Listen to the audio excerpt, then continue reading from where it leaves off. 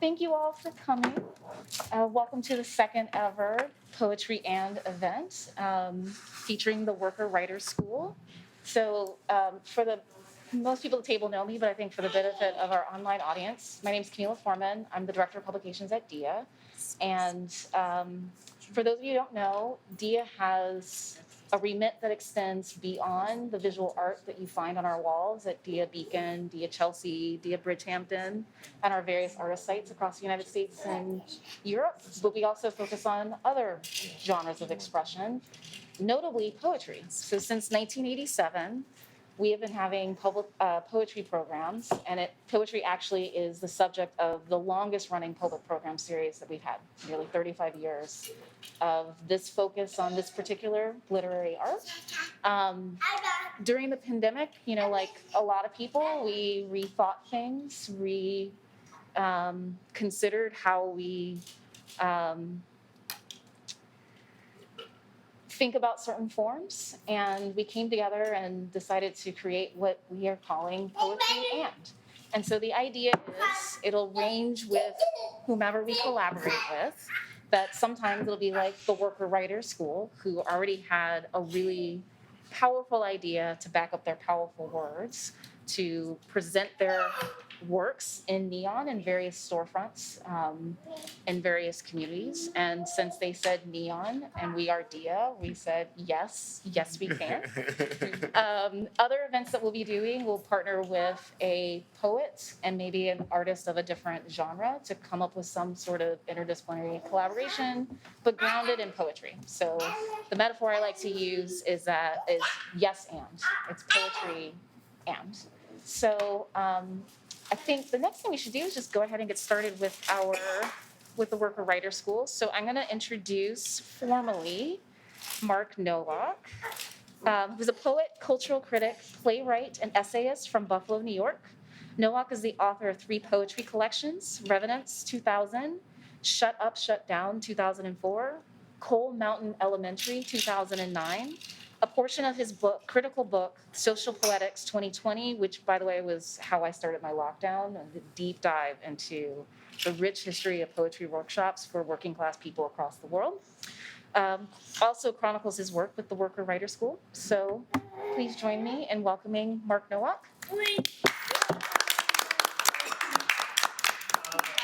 Thanks, everyone. I'll be kind of short and sweet. Just thanks again to Camila and Jose, who couldn't be here, and Dia for making this possible.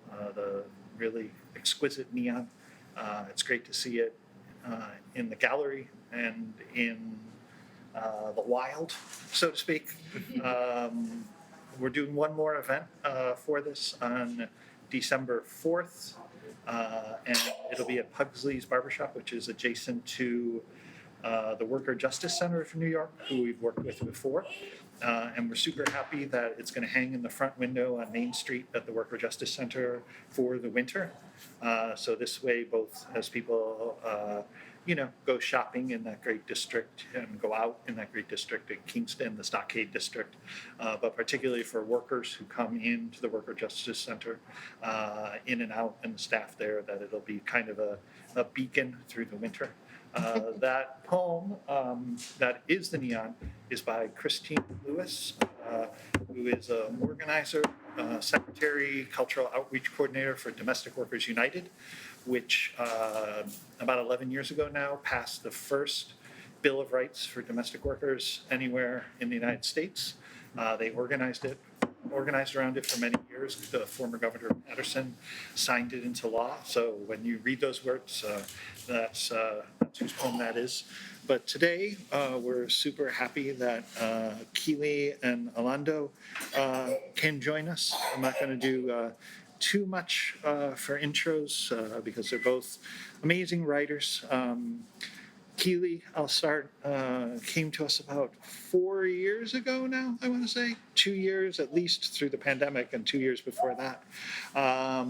was working for MTA in an underground booth in the subway at the beginning of the COVID pandemic, and we'll probably share some of her haiku from the book about that. Is also a member and on staff at the Street Vendor Project, does an amazing amount of work in food justice and food communities in New York. So it's great to have Keely here in a restaurant doing a reading.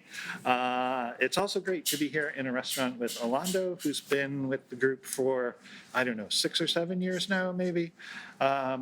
Originally came to us, again, perfect setting here, while he was working at a Golden Crust restaurant in Brooklyn.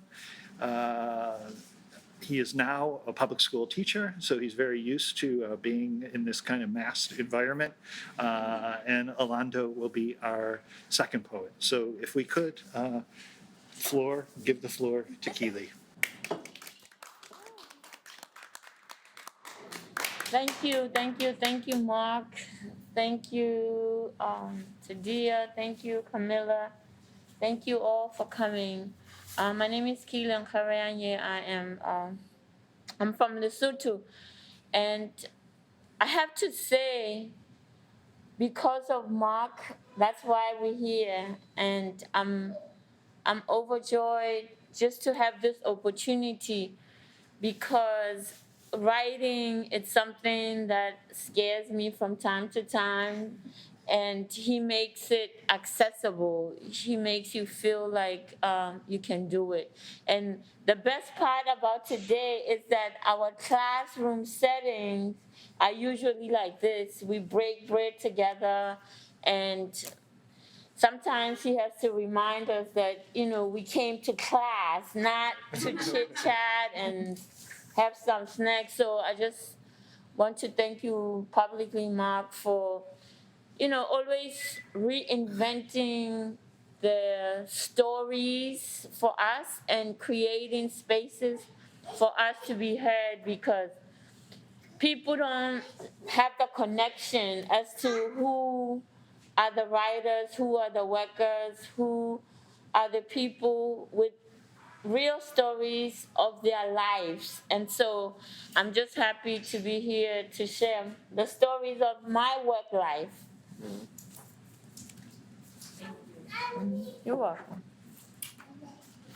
Okay, basically, I'm just going to focus on what's in the book. And we worked on haikus, which is a form of poetry writing by Japanese. I love the different forms of haikus, but this type that I'm writing about is what we worked on in class. And so here we go. Basically, what I'll do is read one twice, because they are very short. And so I'm happy to be here. No cash in the book. No service from 1 to 5 a.m. Full moonlight locally. No cash in the book. No service from 1 to 5 a.m. Full moonlight locally. The next one. It is not easy. COVID-19 in the subway. Isolation and trauma. It is not easy. COVID-19 in the subway. Isolation and trauma. The next one. 23% blacks in the workplace need to sue for advancement. Enjoy false yellows, amber, and orange. 23% blacks in the workplace need to sue for advancement. Enjoy false yellows, amber, and orange. The next one. Use the vending machines. No passengers in the subway. Full moonlight yesterday. Use vending machines. No passengers in the subway. Full moonlight yesterday. The next one. Anger provoked at work. Gender-based violence. Men need to stop. Anger provoked at work. Gender-based violence. Men need to stop. The next one. Stress riding the subways. Questions without answers. Not workers' fault. Stress riding the subways. Questions without answers. Not workers' fault. The next one. 270's your magic. You made the rules. Time for pumpkin pie. 270 is your magic. You made the rules. Time for pumpkin pie. The last one. November 7, 2020 brought peace. New chapter, new president. Time to clean leaves piles. November 7, 2020 brought peace. New chapter, new president. Time to clean leaves pile. Thank you very much.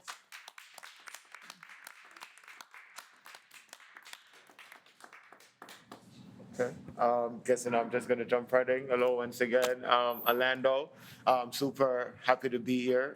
This is our first time being in public, reading anything we've done since the start of the pandemic. So it's a nice feeling to be here. Thank you, Dia. Thank you, Camila, for your graciousness.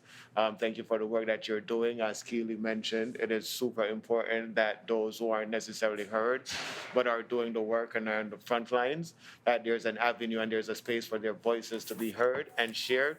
So what y'all are doing is very commendable. And Mark, like I said, as Keely already mentioned, you've just done so much for so many people and so many lives.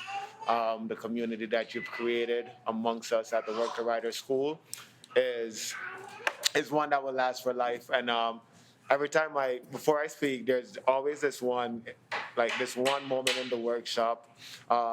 She's not here today, but she's a contributor to the book. And I think she's about 60 or so, and she says, the opportunity to be I'm paraphrasing here, my butcher, but her words were, to be here in this space makes me feel like I'm starting life anew. And that has just like reshaped the way that I engage in writing. Funny enough, as an ELA teacher, I went through a phase where I struggle with writing. Being Jamaican, like speaking patois on the daily with my family, sometimes you feel as though you don't express yourself in the quote unquote academic way that you should. And that's probably all just mental, but there's that subconscious thing that goes on. So I'm just, glad that I have this opportunity in this space to start writing. So I'm going to share some work from this, from our book, The Coronavirus Haiku, edited by Mark, printed by Kenning Editions. I'm going to do it a little differently than Keely. I know we said we read the haikus twice for emphasis. Today I'm going to link it. I have one haiku that is going to be repeated multiple times, and then I'll just read the others once, so it'll be intertwined, okay? So here we go.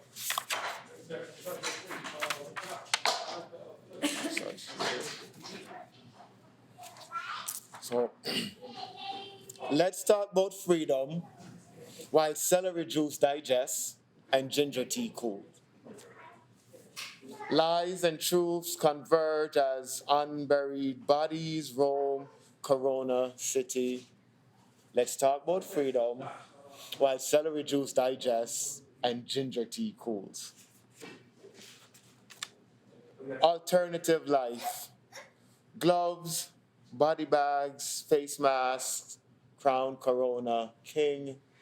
Let's talk about freedom while celery juice digests and ginger tea cools.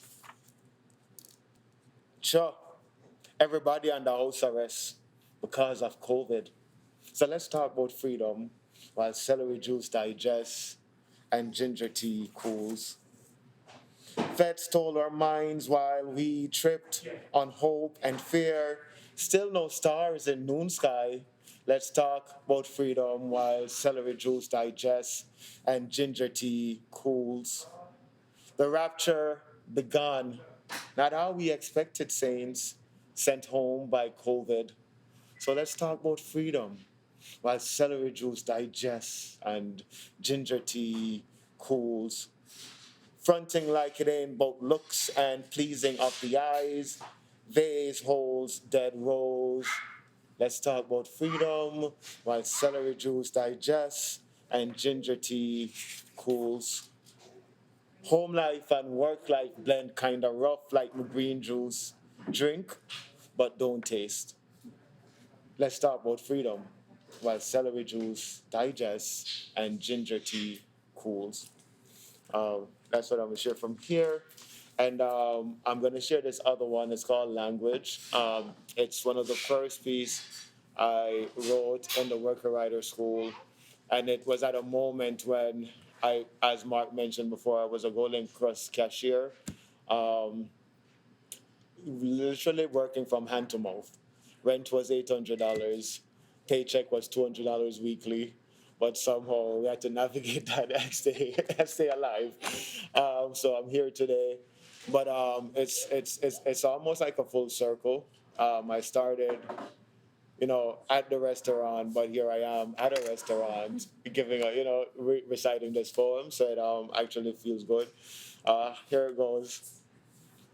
I speak a broken, ever morphing, syncopated language. The bruised back, swollen feet from standing in the salt marshes too long type of language. I speak the language of oppression, the language of dereliction. No more chicken patties, just beef. You want them in a separate box? Forced to speak, paid to smile, give them a fake smile kind of language.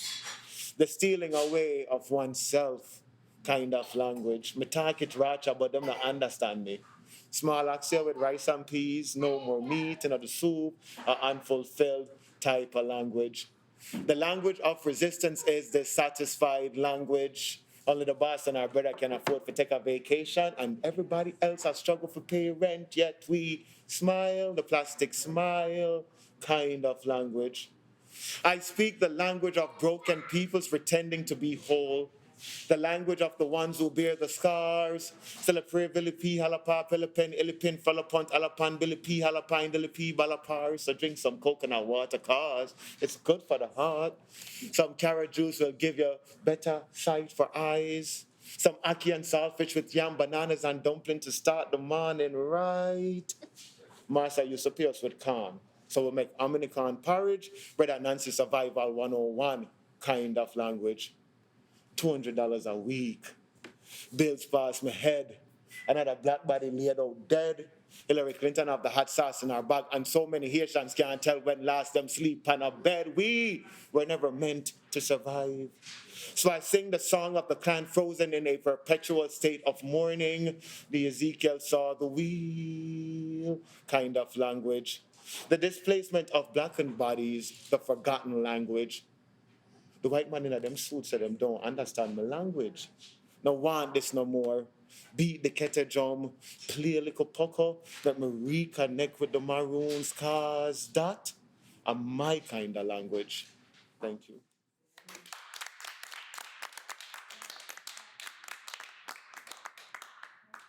Thank you both. Thank You're you. welcome. Thank That's you. really, really powerful. Thank you.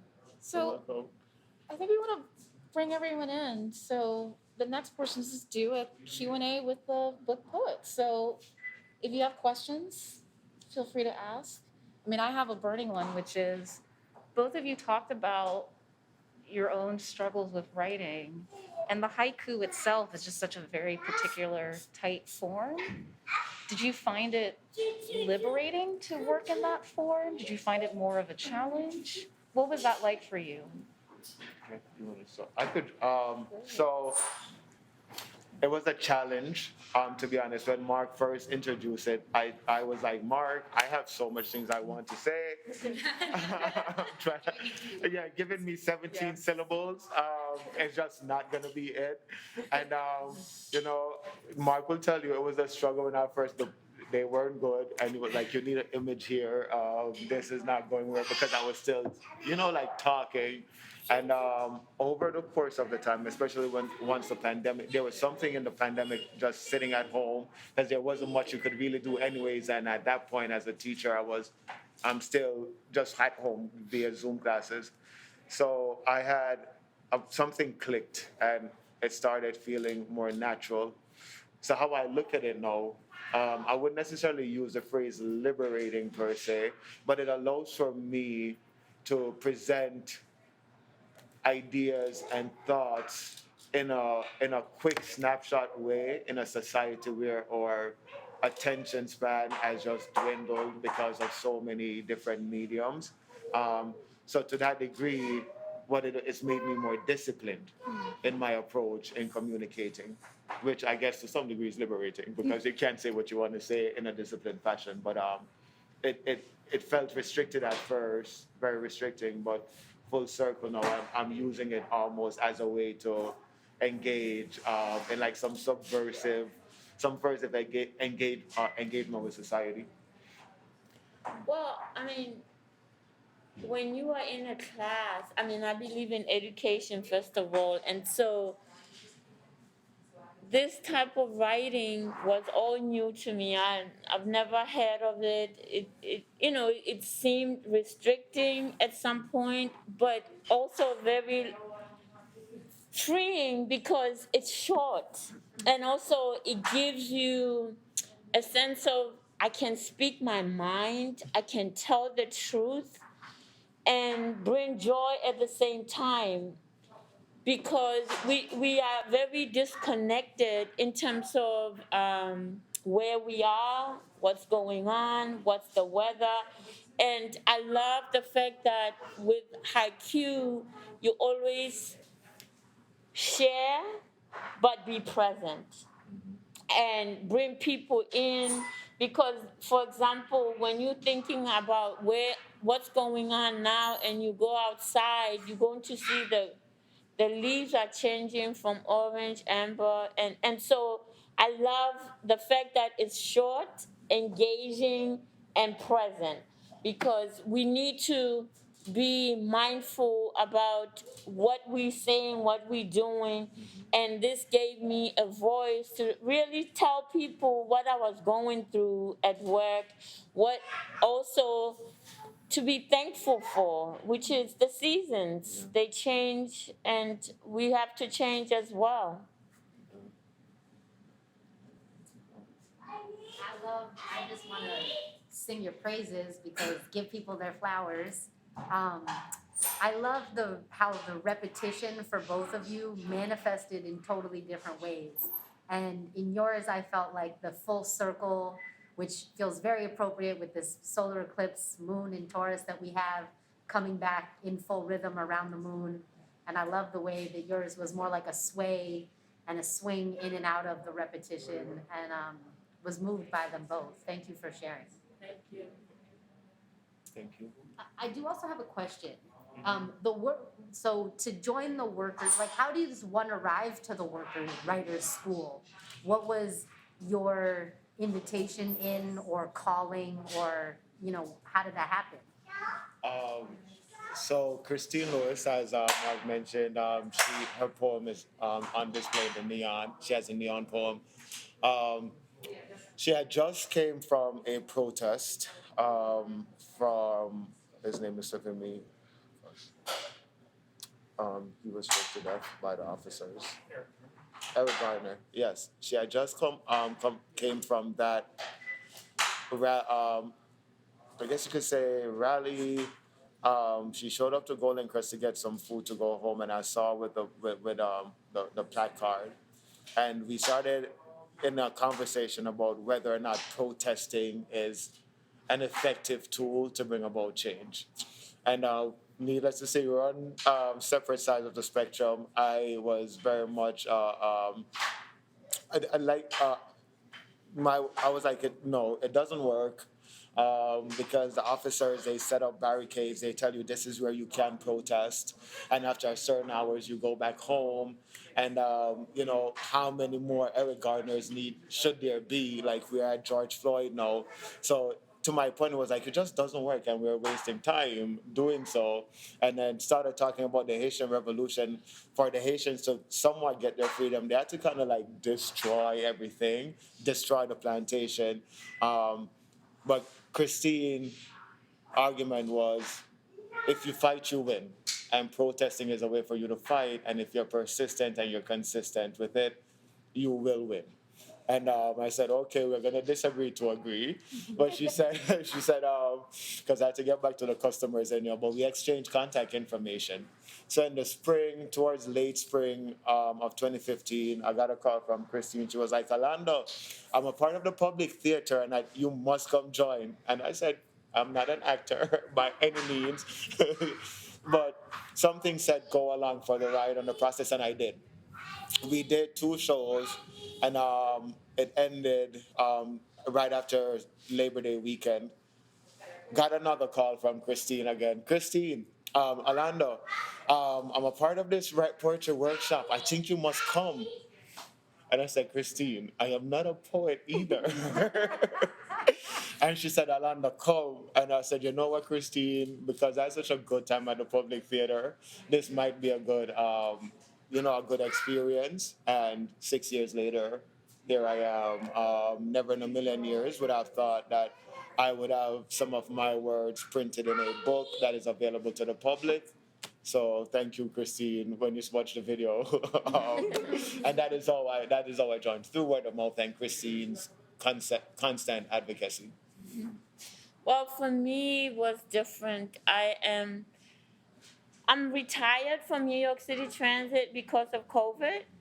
I was like, you know what? I have the age, the time. It's time to say goodbye.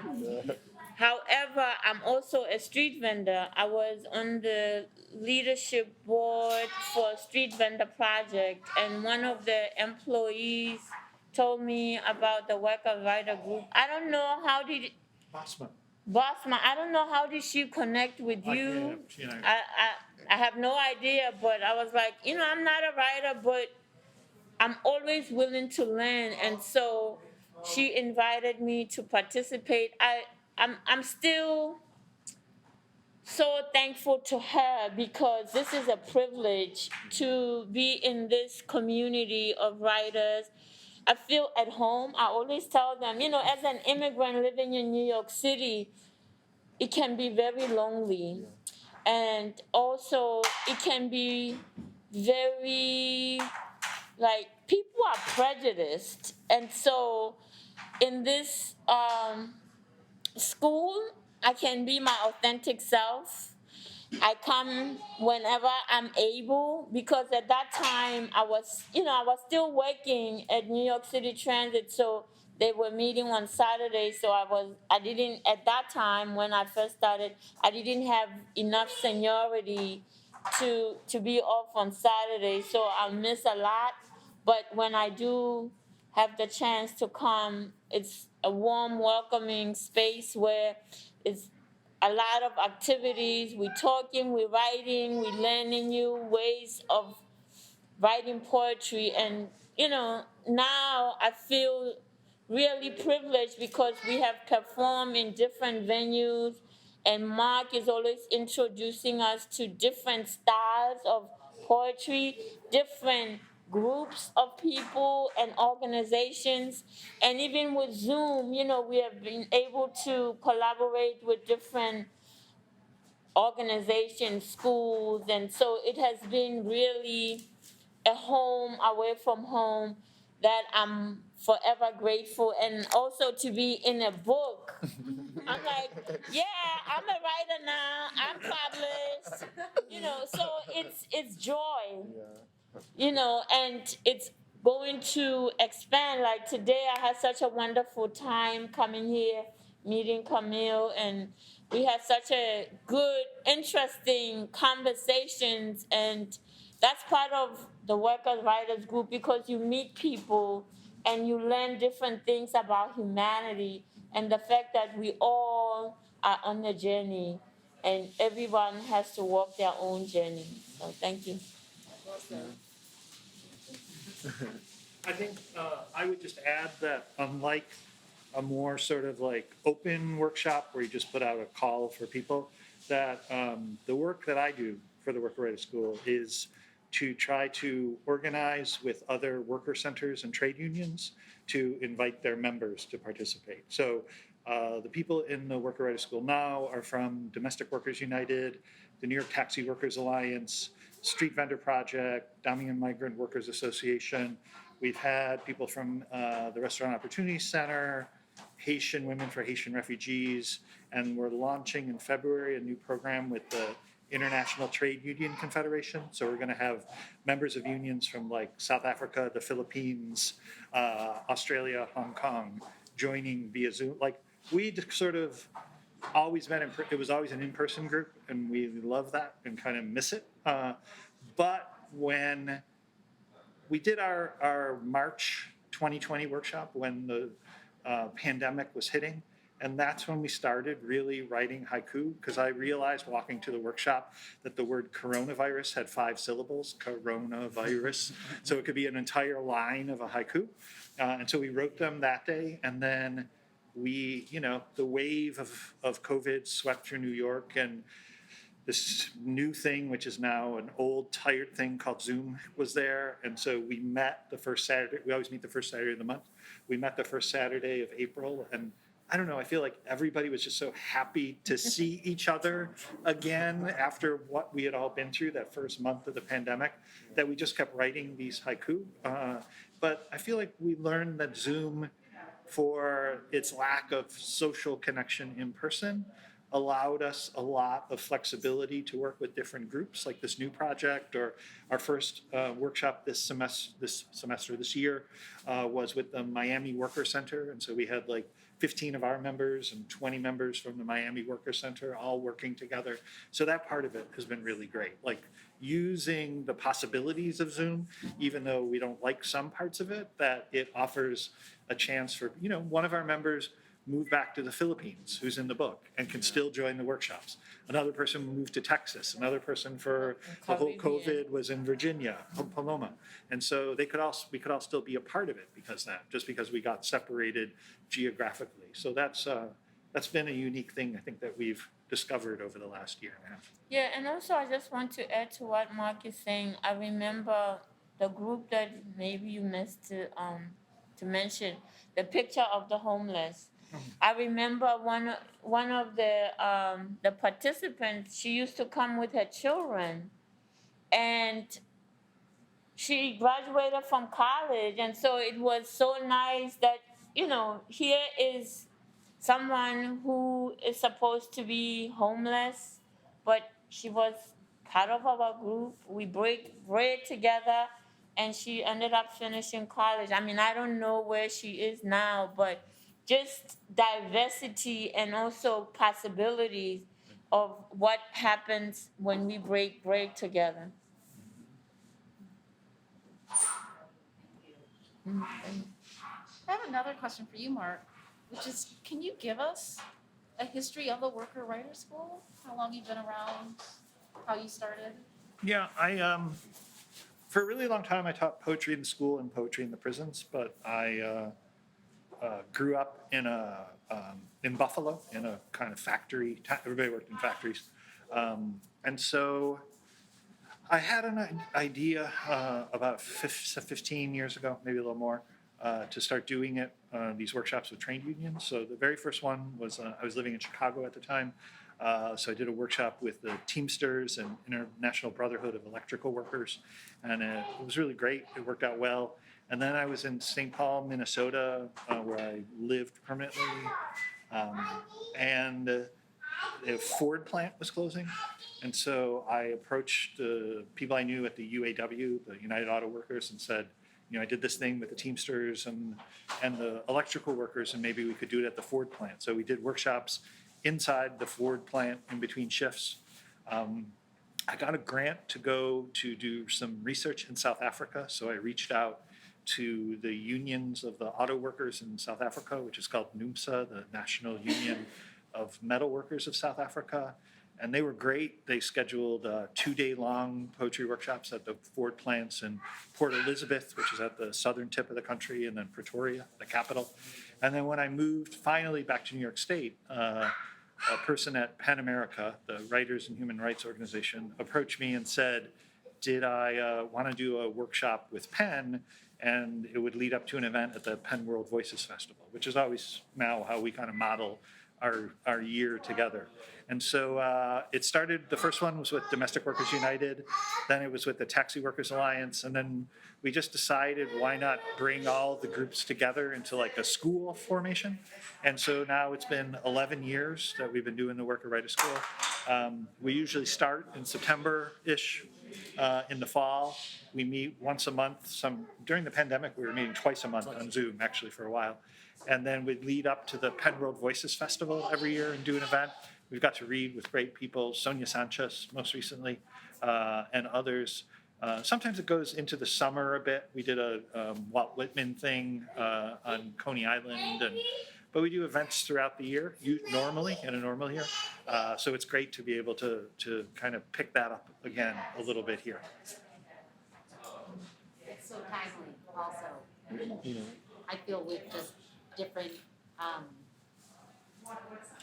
I don't know, being organized is not a tool to be underestimated, and I really appreciate what you said about, at first feeling the confines or the restraint or the restriction of the haiku form, and then finding it liberating because it helped you be precise with your words. It's something I meditate a lot on when thinking about taking up space and how to be precise and really get to the heart and essence of what one wants to communicate. So, and I think with our rights and with justice, that is ever more elevated and important, because if we don't know what we want and can't speak truth to power to that, how can we achieve it? That's interesting. I'm sorry to interrupt. Now, the server in the back that's cooking the food, they want to know, did you want the food to stay here or did you want it to go? I think we're willing to stay. That's what we figured. Yeah. We wanted to ask. Okay. Your Mark? Yeah, Okay, you wrote down your order. How would you order? It was the fish. Fish and mac and cheese? Okay. So I have another question, which was we all kind of explicitly started working together on haiku at the beginning of lockdown.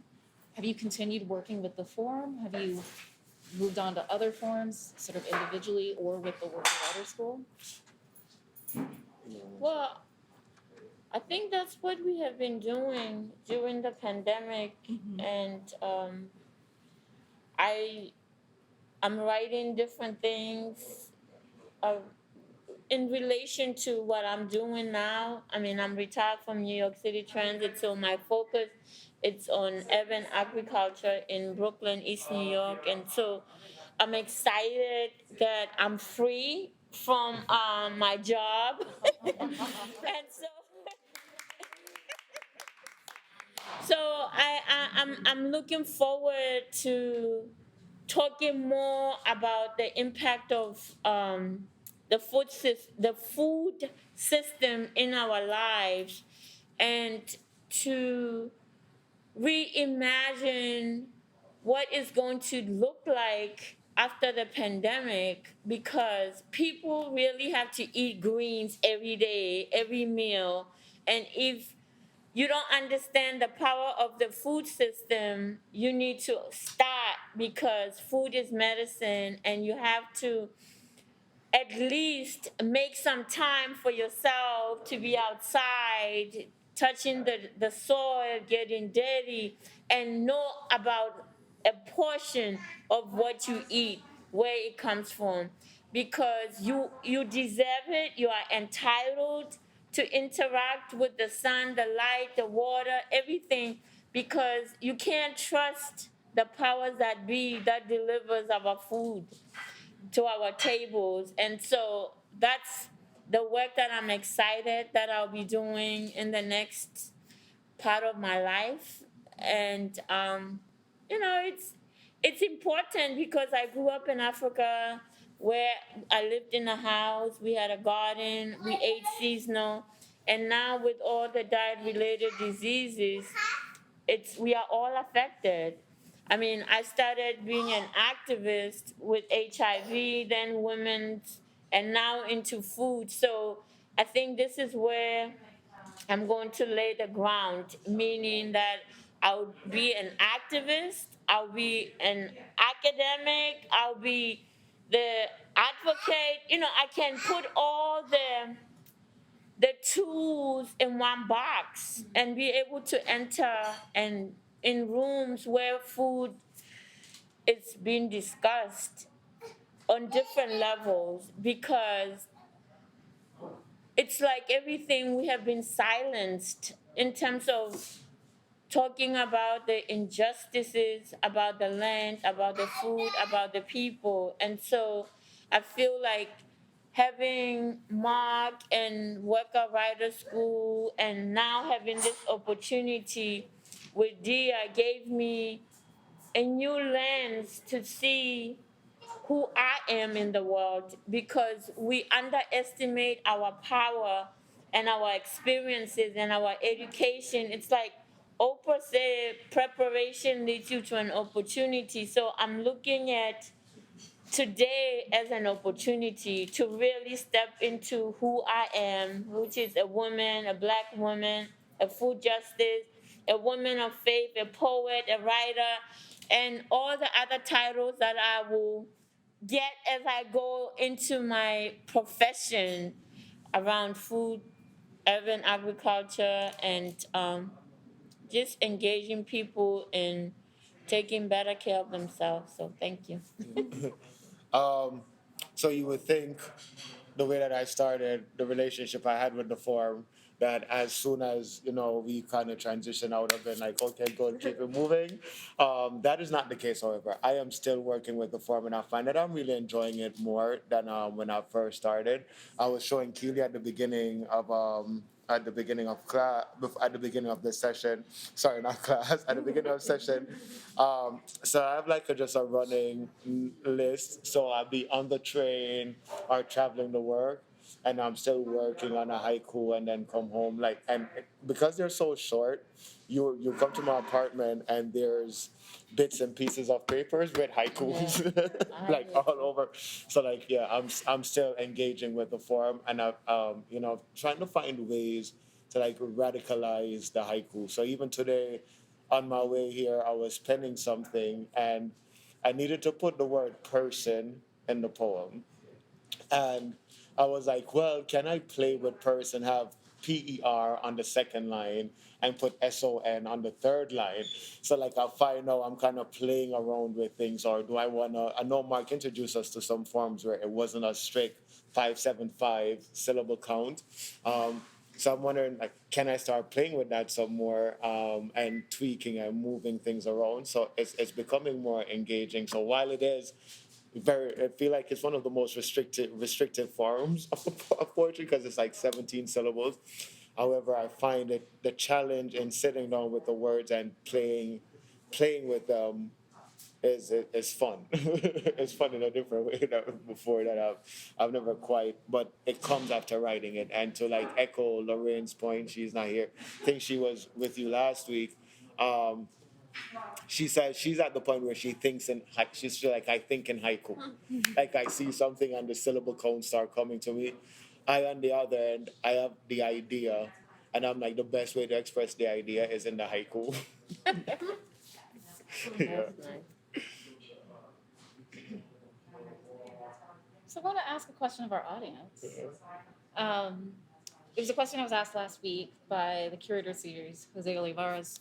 Was there any particular imagery that you heard today that kind of stands out for you? I mean, I think haiku are often about seasons changing, but this was a very different focus, right? So anything come up for you all as you were listening?